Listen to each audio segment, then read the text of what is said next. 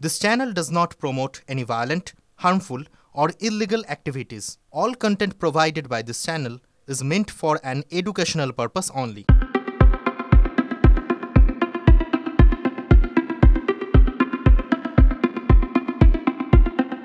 করোনার সময় রাজ্যের বিভিন্ন সরকারি সংস্থাই হোক বা বিভিন্ন কলেজ অথবা নির্বাচনী আধিকারিকের কার্যালয় প্রত্যেকটি জায়গা থেকে পরিবহন দপ্তরের কাছ থেকে জরুরি পরিষেবা কাজের জন্য নিয়েছিল গাড়ি ভাড়া।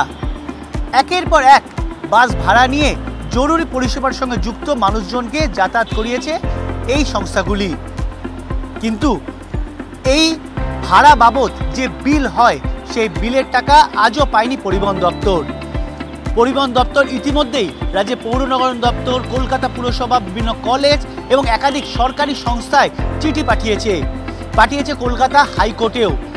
প্রায় 7.5 কোটি টাকা পরিবহন দপ্তর পায় বলে সরকারি ওই চিঠিতে জানানো হয়েছে। ভাড়ে মা ভবানী অবস্থা রাজ্যে পরিবহন দপ্তরের। একাধিক কাজ আটকে রয়েছে টাকার অভাবে, এমনকি বাস চালানো রীতিমতো দুষ্কর হয়ে দাঁড়িয়েছে। এই অবস্থায় দাঁড়িয়ে 7.5 কোটি টাকা বকেয়া থাকায় সংকটে পড়েছে পরিবহন দপ্তরের কর্তারাও।